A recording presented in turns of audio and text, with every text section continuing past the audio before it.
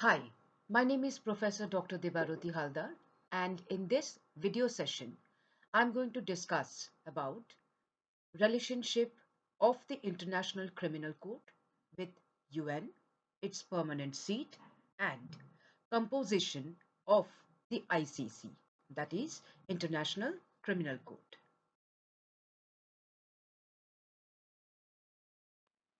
Let us now understand about the establishment of the court. As I have earlier mentioned,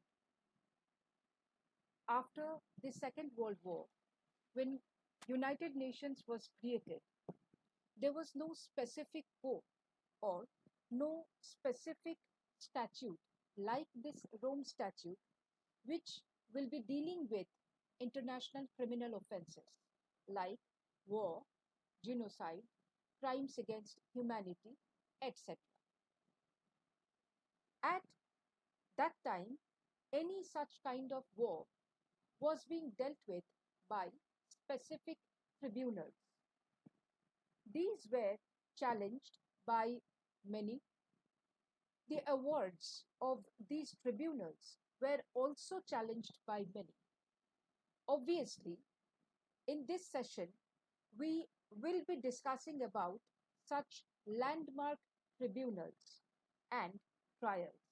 But we must understand that such tribunals and trials could not run forever. There were lot of international criminal offenses happening, especially terrorism cases or crimes of aggression or crimes of war. United Nations Charter and United Nations purposes did not want another Third World War. Rather, the focus was more on an international criminal court who will be looking after the criminal trials, justice to the victims, and also proper punishment to those, especially individuals, who caused such kinds of criminal offenses. With these missions and visions, International Criminal Court was established. Therefore, the Rome Statute 2002 in Article 1 discussed about establishment of the court.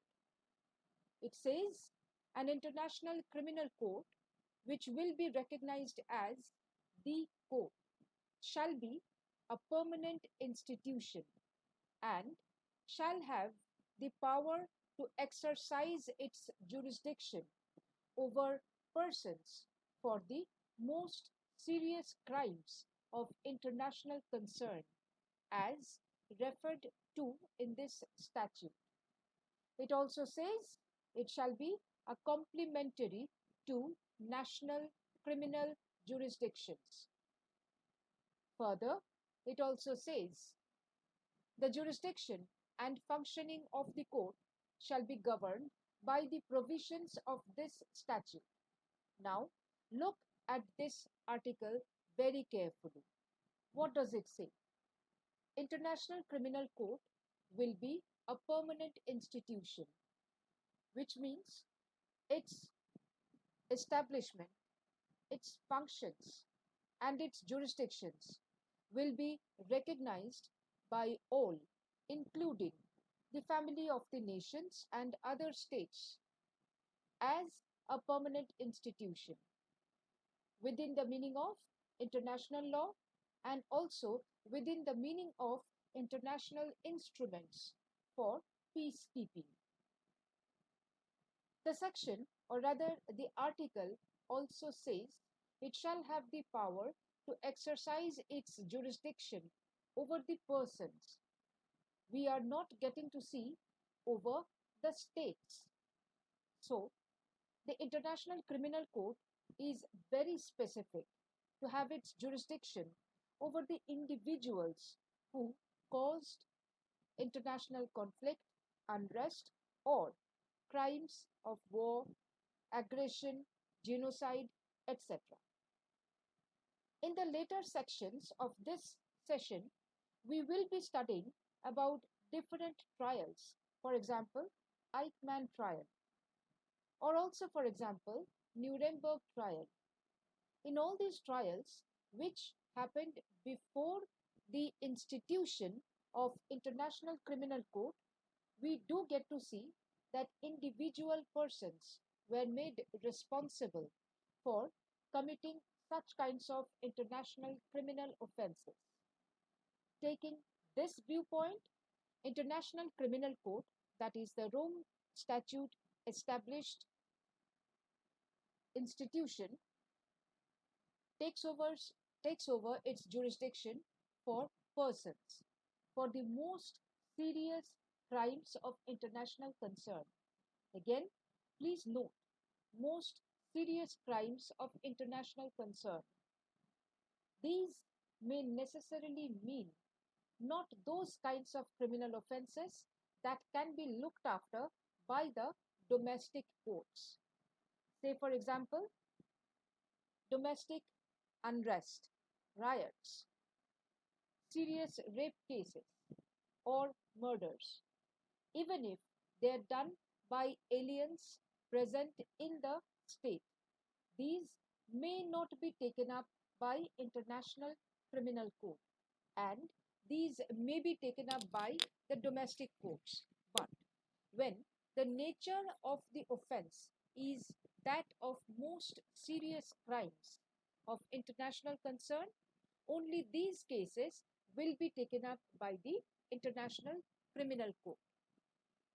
Again, it is stated that International Criminal Court or the court will be complementary to national criminal jurisdictions, which means first, the domestic courts may also try such criminal offenses. However, it is suggested that if it is of that nature, that is, the most serious crimes of international concern, the court, that is, the International Criminal Court, will have the jurisdiction of such kinds of criminal offenses.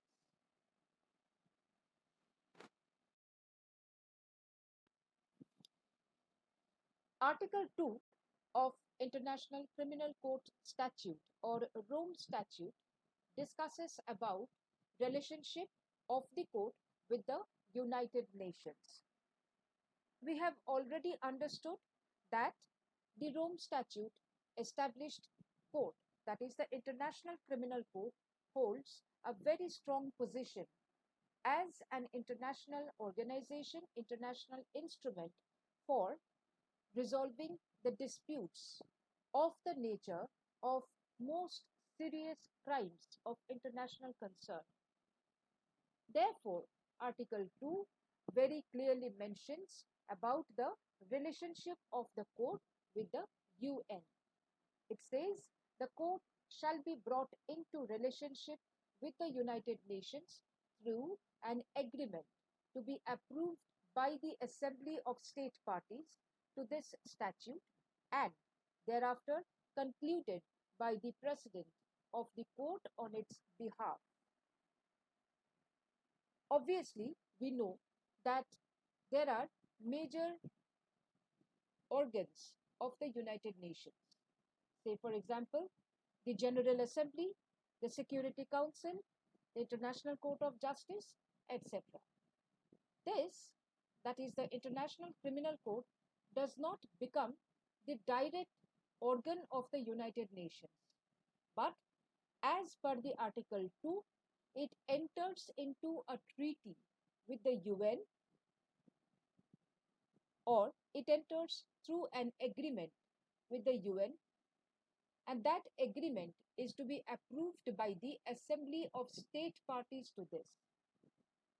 And thereafter, the entire treaty or agreement will be concluded by the President of the court on its behalf.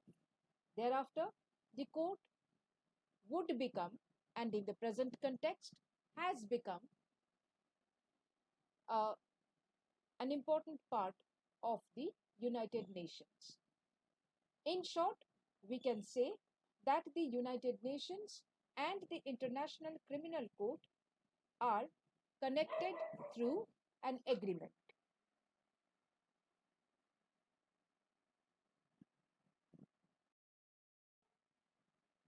Now comes the question of the seat of the court.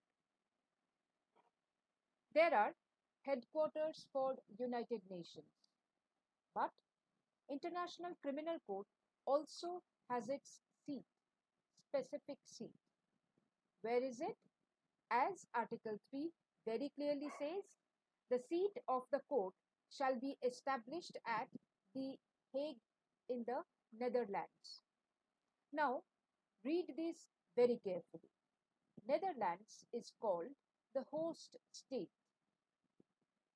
Subclause 2 says the court shall enter into a headquarters agreement with the host state to be approved by the Assembly of State Parties and thereafter concluded by the President of the court on its behalf. The court may sit elsewhere whenever it considers it desirable as provided in this statute. Let us now understand how the International Criminal Court is connected with The Hague in the Netherlands.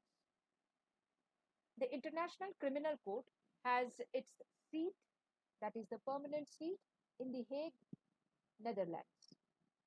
Netherlands is considered as the host state. Therefore, International Criminal Court cannot take any domestic case that would be entertained by the courts in the Netherlands, including in The Hague, Netherlands.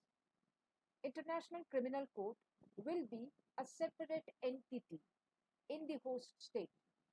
Therefore, if any murder occurs in Netherlands, if any riot occurs in Netherlands, if any sort of heinous offense like rape happens in Netherlands, and in these any foreign party is involved, it will not go to International Criminal Court. Why?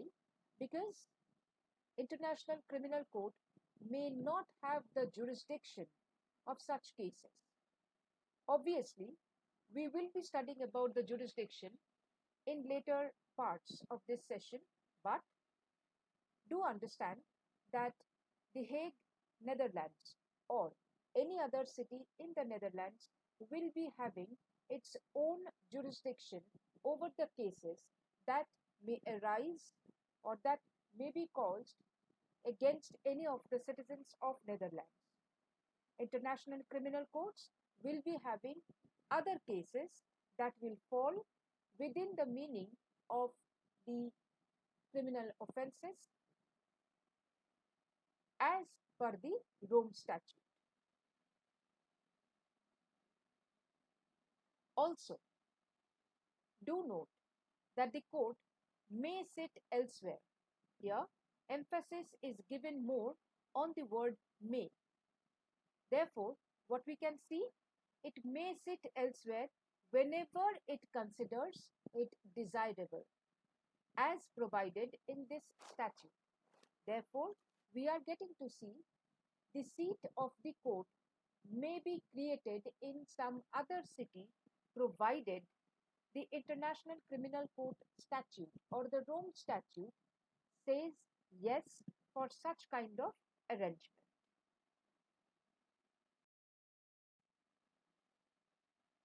Now comes the question of legal status and powers of the court.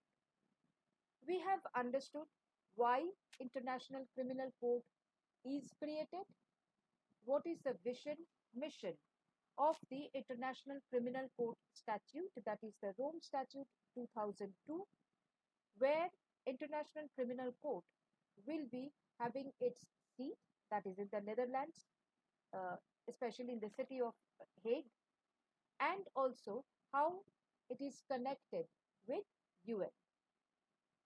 Now, Article 4 discusses about legal status and powers of the court. As per the legal status understanding, note that International Criminal Court or the court has international legal personality. It has legal capacity as may be necessary for the exercise of its functions and the fulfillment of its purposes. Therefore, the legal status of the International Criminal Court is that of a legal personality, like any other court, any other organ of the government. It also has got legal capacity as may be necessary for the exercise of its functions and the fulfillment of its purposes, as has been stated by the Rome Statute 2002. Remember again, when I say for the exercise of its functions, it does not include functions that may be performed by the domestic courts in the Netherlands. Again, here we have to remember about the jurisdiction of the International Criminal Court as has been established by the Rome Statute 2002. And also, when I say fulfillment of its purposes, it should be that purposes only which are established by the Rome Statute 2002. Physical jurisdiction, again, is stated under Article 4, which says the court may exercise its functions and powers as provided in the statutes on the territory of any state party and by special agreement on the territory of any other state. We are not getting to see the name of Netherlands or the Hague here, because Netherlands or the Hague, even if they're the host country or the host city, will be considered as any state or any other state party, especially if any of the individuals or any person may think of causing war of aggression, crime of war, etc., or crime of aggression, etc., to be done targeting Netherlands. In such cases, even Netherlands can also bring the case to the International Criminal Court, even if it is situated in the country, that is, in the city of Hague. Saying this, please do understand that the International Criminal Court may have jurisdiction over any other state. That may include USA, China, Vietnam, Sri Lanka, France, or Germany, or any other country where any sort of criminal activity that has been considered as a criminal offense of serious nature as per the international concern may have occurred, and may have occurred by any person who might have caused such kinds of crimes of aggression, crimes of war, crimes of genocide, crimes against humanity, etc. The court may have jurisdiction over such countries as well as over such persons. We will be discussing about how any party may bring cases to the court, and there it will be again explained as how the physical jurisdiction of the court may be expanded.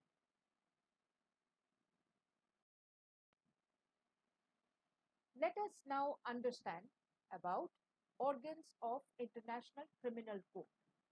Remember, International Criminal Court may have certain organs that may be like any other court. Like, for example, there is a registry, there are chambers of courts, there is a prosecutor, prosecutor's chamber, etc. Let us now understand this from two articles. Article 38 discusses about presidency. Article 39 discusses about chambers. Article 38 says presidency, as the organ of the International Criminal Court, is responsible for overall judicial legal functions, administration, and external relations of the court, except the prosecution. It also says president and first and second vice presidents are elected by an absolute majority of the judges of the International Criminal Court for a 3-year renewable term, and they serve full time. Further, it also says the presidency constitutes chambers, assigning certain judges to each, and assigns cases, conducts judicial review of certain decisions of the registrar, and concludes court-wide cooperation agreements with states. The presidency also ensures proper administration of the court, except the office of the prosecutor, which is responsible for its own administration and oversees the work of the registry. The presidency also maintains relations with states and other entities and promotes public awareness and understanding of the court through external relations. Article 38 basically not only suggests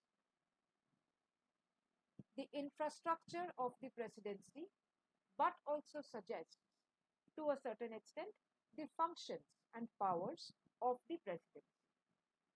It very clearly mentions there is a fine difference between the office of the prosecutor and the presidency. Article 39, on the other hand, discusses about the chambers. It says the chambers consists of 18 judges organized into pre-trial divisions, trial division, and the appeals division. As you get to see, this is just like our own domestic courts, where also we have got pre-trial divisions, and then again trial divisions, and also appeals division. It can be considered as the lower courts, which take over all these things, and appeals may go to the higher courts. It may also be considered as those cases, or in those cases where we do get to see under trial prisoners, that is in the case of pre-trial division, some adjudications, etc. going on. Then the trials division, where trials go on, and thereafter, after the sentencing, it may go up to appellate courts, which here is shown as the appeals division. The judges of each division are then divided into chambers, which are responsible for conducting the proceedings of the court on specific cases and situations at different stages of the judicial procedure. It further says the pre-trial chamber plays a very important role in the first phase of judicial proceedings and makes the decision whether to confirm the charges against the potential accused or not. After charges are confirmed, the trial chamber determines the innocence or guilt of the accused, imposes a sentence on a convicted person, and may order a convicted person to pay money for compensation, restitution, or rehabilitation for the victim. If either the prosecutor or the convicted person appeal the decision of the trial chamber, the appeals chamber may decide to reverse or amend the decision or sentence or order a new trial before the different trial chamber. As may be seen, this is just like any other criminal trial that may be conducted in the domestic courts also, except that we do get to see that the appeal cases may go to the higher courts. Here, the appeal cases might go to the appeal chambers.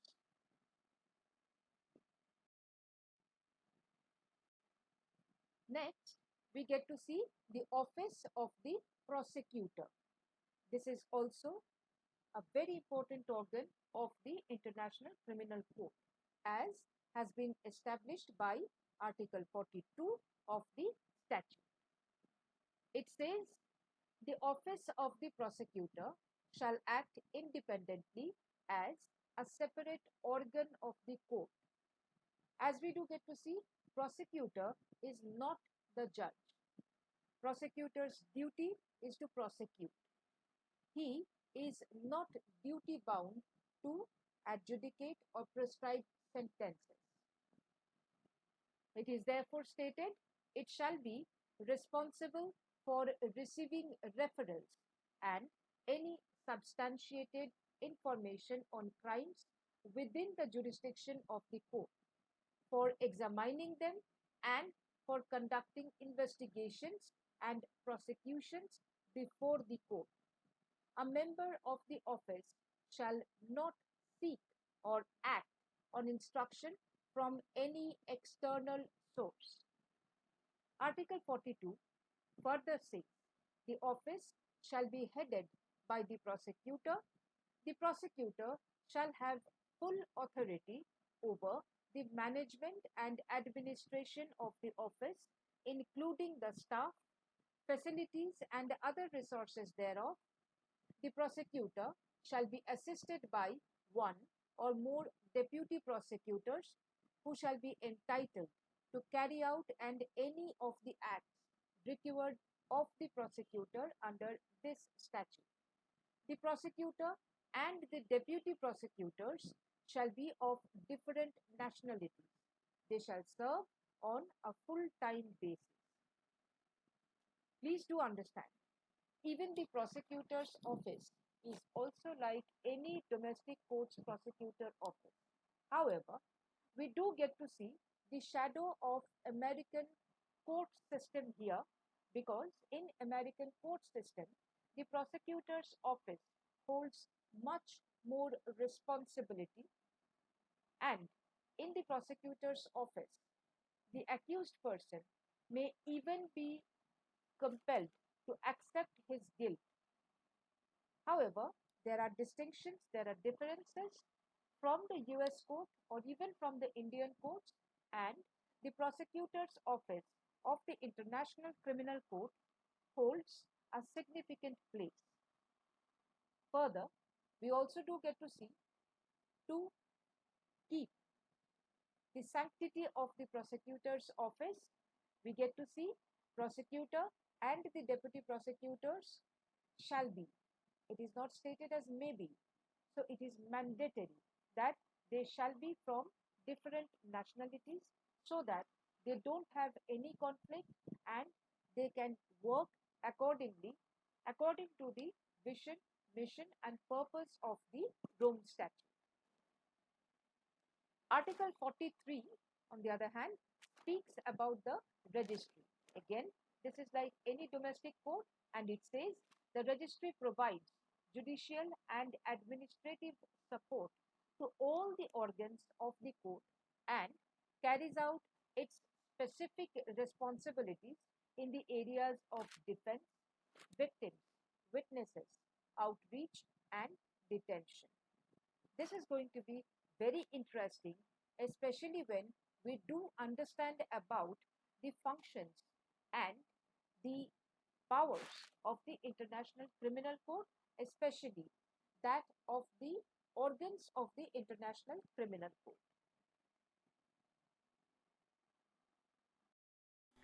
Thank you. I hope this session was useful to you.